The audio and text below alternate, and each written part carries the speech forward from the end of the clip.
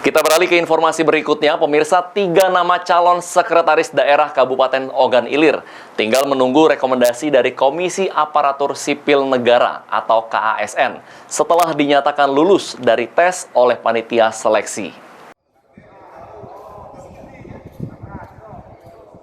Kepala Badan Pengembangan Kepegawaian Sumber Daya Manusia atau BPKSDM Kabupaten Ogan Ilir, Wilson Effendi mengatakan, berdasarkan hasil panitia seleksi, penentuan sekretaris daerah, ada 3 nama yang sudah lolos sebagai calon sekretaris daerah Kabupaten Ogan Ilir.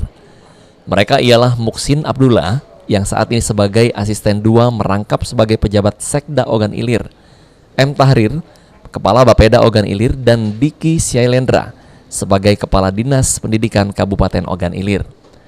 Ketiga nama ini sendiri telah dikirimkan BPKSDM Kabupaten Ogan Ilir kepada Komisi Aparatur Sipil Negara atau KASN RI melalui sistem.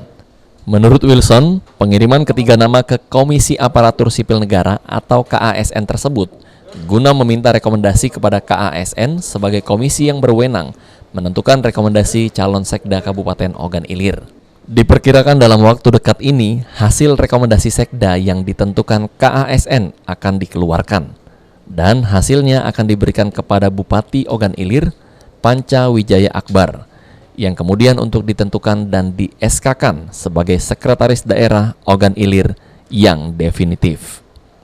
Ahmad Romawi, PAL TV.